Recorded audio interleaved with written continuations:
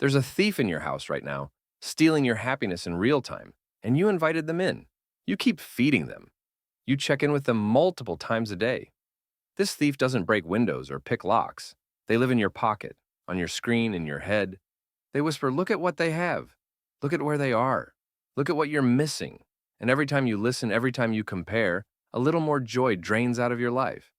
The secret to happiness isn't about getting more. It's about stopping the theft. And I want to talk to you today about something that's robbing you blind and you don't even realize it's happening. Because here's the truth that's going to sting. You're not unhappy because your life is lacking. You're unhappy because you're constantly comparing your life to an illusion. You're measuring your worth against curated performances, filtered realities, and highlight reels, then wondering why you always fall short. This video isn't about gratitude journals or positive affirmations. That surface level advice doesn't address the core issue. Your brain has been hijacked by a comparison addiction that's masquerading as staying informed or getting inspired. Every scroll is a hit. Every glimpse into someone else's success is a reminder of your perceived inadequacy. You think you're just browsing, just checking in, just seeing what's out there. But you're actually abandoning your own life to audit everyone else's. What I'm offering you today is different. It's not about pretending other people don't exist. It's not about becoming a hermit or deleting all your social media, although some of you might need to do exactly that. This is about understanding why you keep leaving your own life to evaluate theirs, why you keep trading presence for measurement, why you keep choosing the scoreboard over the game. The secret to happiness isn't out there, in achieving more or accumulating more or becoming more like someone else. It's in reclaiming your attention from the comparison trap. And today, you're going to learn exactly how to do that. Let me tell you a story. There's this old parable about a man who spent 20 years climbing a mountain. Every single day, he'd wake before sunrise, strap on his gear, and climb. Rain, snow, blazing heat, nothing stopped him. He was driven, focused, disciplined beyond what most people could even imagine. People admired his dedication. They'd see him heading out in the dark and think, now there's someone who's committed. There's someone who knows what they want. He admired himself for it too. He felt proud of his consistency, his perseverance. But here's what nobody knew, not even him for a long time. He wasn't climbing because he loved mountains. He wasn't climbing because the view called to him or because he felt drawn to the summit. He was climbing because someone else was climbing, and he needed to get higher than them.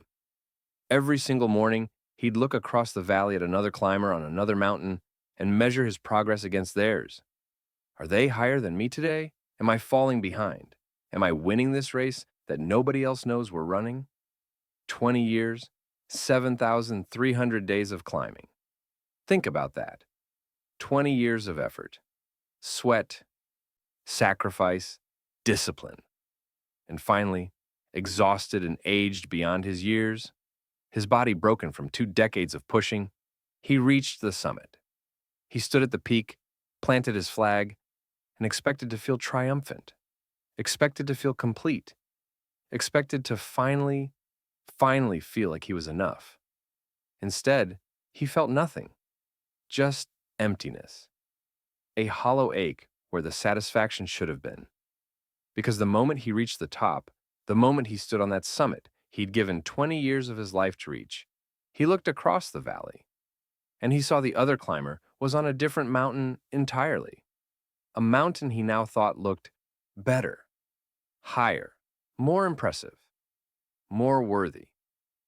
And he realized with crushing, devastating clarity, he'd spent 20 years of his one precious life climbing a mountain he didn't even want to climb. He'd chosen it because someone else was climbing. He'd measured his worth by his position relative to theirs. He'd traded 2 decades of presence for 2 decades of comparison. And now, standing at a summit he'd sacrificed everything to reach, he couldn't even enjoy it. He couldn't feel proud. He couldn't rest. Because he was already comparing it to the next mountain, already feeling inadequate, already feeling behind, already planning the next climb to prove something to someone who didn't even know he existed and wouldn't care if they did. He climbed down that mountain a broken man, 20 years older, 20 years more tired, 20 years further from happiness than when he started. But here's where the story gets interesting. Here's where it becomes medicine instead of just tragedy. At the bottom of the mountain, he met an old woman tending a small garden. She was humming to herself, completely absorbed in her work, her hands in the soil, a gentle smile on her face. He stopped and watched her for a moment, and something about her contentment made his emptiness even more painful. So he said to her, bitterly, with all the superiority of someone who's accomplished something impressive, "Aren't you ashamed? Look at me. I just climbed that entire mountain.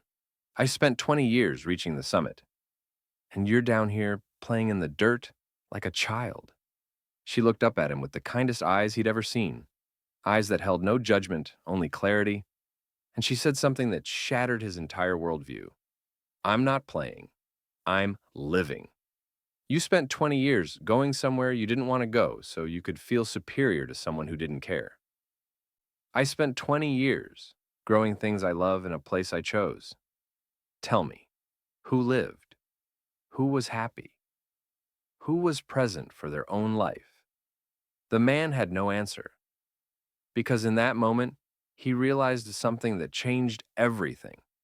Happiness isn't about climbing higher than others. It's not about achieving more, accumulating more, becoming more impressive in the eyes of people who aren't even watching. It's about choosing your own mountain, or choosing not to climb at all. It's about being so present in your own life that you forget to check if anyone else is watching or judging or ahead or behind. So I need you to ask yourself right now, what mountain are you climbing? And did you choose it because you actually want to climb it? Or did you choose it because you saw someone else climbing and panic picked the nearest peak? Are you living your life, or are you performing someone else's idea of what a life should look like? Because here's what I see happening everywhere I look. I see people who are physically present but emotionally absent. I see people who are achieving things but not enjoying them. I see people who have everything they thought they wanted but still feel empty because they're too busy comparing what they have to what someone else has. Let me give you another way to see this. Imagine you're at a beautiful dinner. The food is incredible, the kind of meal you'd remember for years if you were actually paying attention. The atmosphere is warm and inviting. You're with people you care about. Everything is exactly as it should be. There are two people sitting at this table, experiencing the exact same dinner, but having completely different nights. Person one is physically present, but mentally absent. They're thinking, "I wonder if this restaurant is as nice as the one Sarah posted about last week? Is my meal Instagram worthy? Does it look as good as hers did? Are other people at other tables having more fun than me?" They take a photo of their food, spend 3 minutes filtering it, write a caption that sounds spontaneous but took 15 minutes to craft. But they barely taste the actual food because they're too busy curating the moment for an audience of people who aren't even there. They're scanning the room, comparing their experience to everyone else's, wondering if they ordered the right thing, if they're at the right restaurant, if their life measures up to some invisible standard they can't even articulate. They're performing the experience instead of having it. They're so busy turning their life into content that they forget to actually live it. They leave that dinner having consumed food, but not having experienced joy. They were there, but they weren't there. They missed it entirely. They traded presence for comparison. They traded the actual taste of the food for the performance of tasting the food. Person two is experiencing the same dinner completely differently. They taste each bite. They notice the way the flavors develop on their tongue. They laugh at jokes without thinking about how the laugh sounds or looks. They notice the way the candlelight flickers and creates shadows on the walls. They feel gratitude for the warmth of the room, the company of people they love, the privilege of eating food that someone prepared with care. They're not performing the experience, they're having it. They're not documenting the moment, they're living inside it. They leave that dinner filled up in a way that has nothing to do with the food and everything to do with presence. They were actually there, fully there, present, alive, experiencing their own life instead of comparing it to imaginary versions of other people's lives. Same dinner, Same food, same room, same evening. Completely different experiences, and the only difference, the only variable that changed everything was the lens.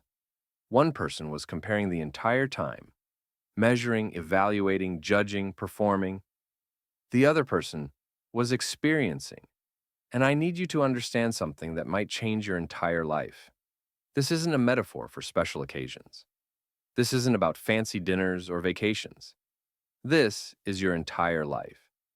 Every single day, you're at the dinner table of your own existence, and you're choosing whether to taste your life or compare it. You're scrolling through someone's vacation photos while sitting in your own home, unable to appreciate where you are because you're fixated on where you're not. You're achieving things you once desperately prayed for, things that past you would have considered miracles, but you can't celebrate them because someone else achieved something slightly different, and you've decided, for reasons you can't even explain, that theirs is better. When was the last time you actually tasted your dinner? When was the last time you were so present in your own life that you forgot to compare it? When was the last time you experienced something without immediately thinking about how it ranks, how it measures up, how it looks to other people? Let me tell you what finally made me catch the thief in the act. I was sitting with my daughter. She was maybe 6 years old at the time, and she was telling me about her day at school. She was excited, animated, glowing with the simple joy of being a kid who had something to share with her dad. And I was on my phone, scrolling, comparing my parenting to someone else's perfectly curated parenting content, comparing my career trajectory to someone else's, comparing my entire existence to curated squares on a screen. My daughter said, and I'll never forget this, she said, "Daddy, are you listening?" And I looked up from my phone and I saw her face. And I realized in that moment, I wasn't listening.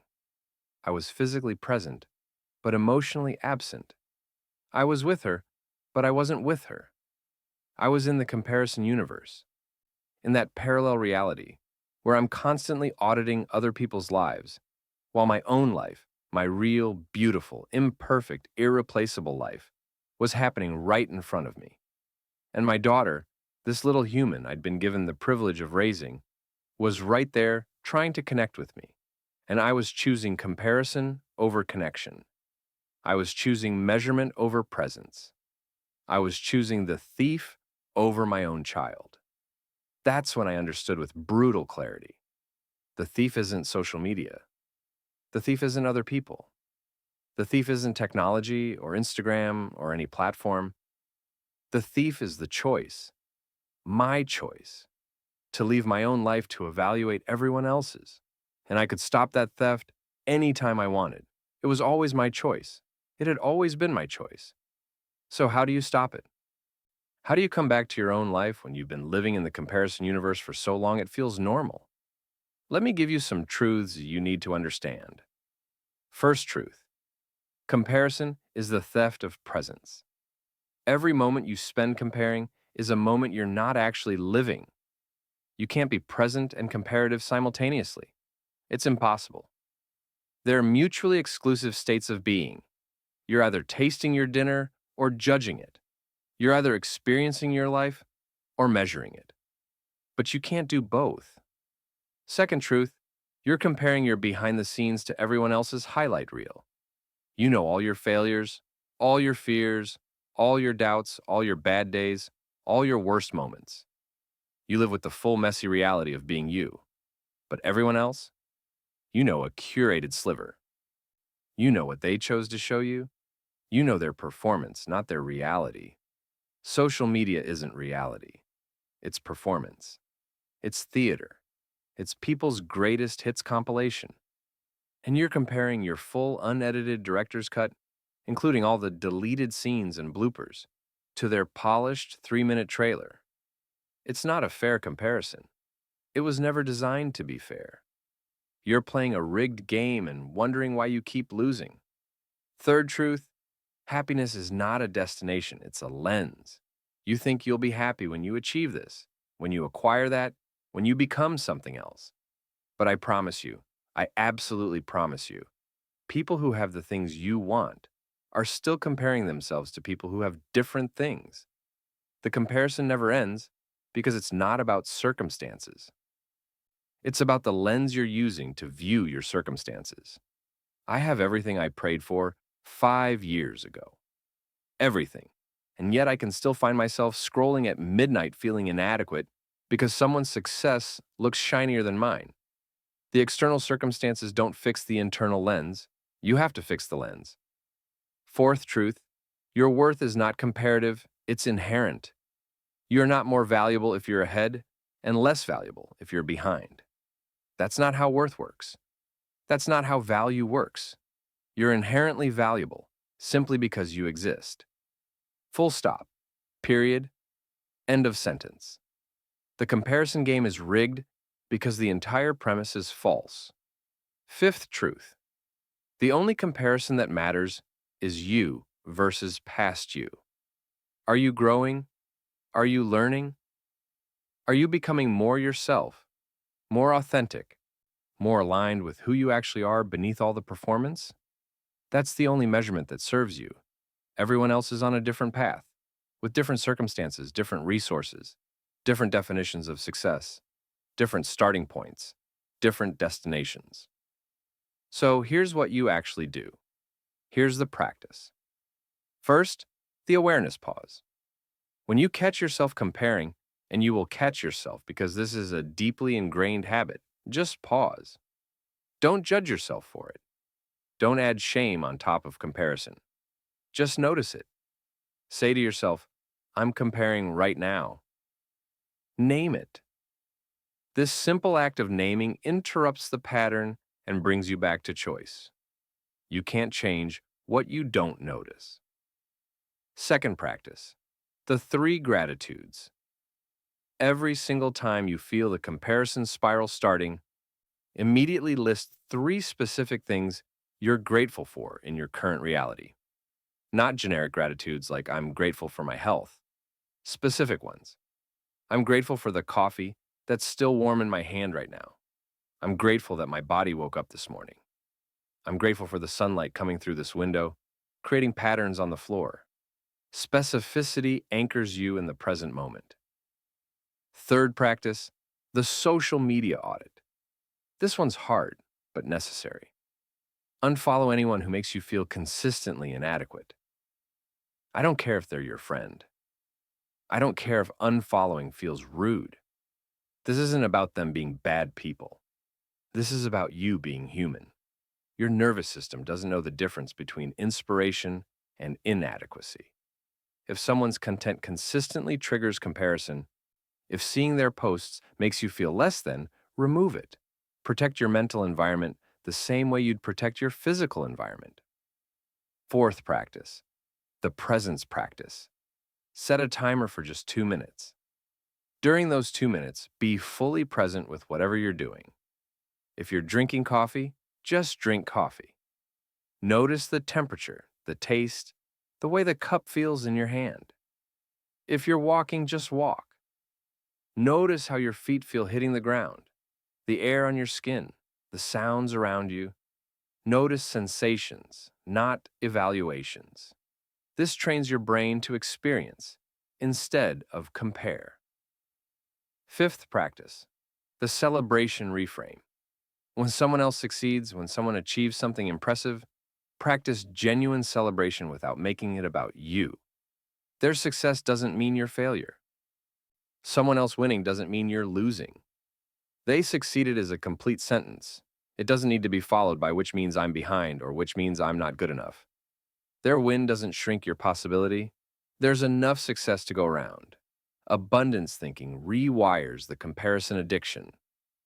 So here's what we've discovered today. The secret to happiness isn't achieving more, accumulating more, or becoming more like someone else. It's stopping the theft.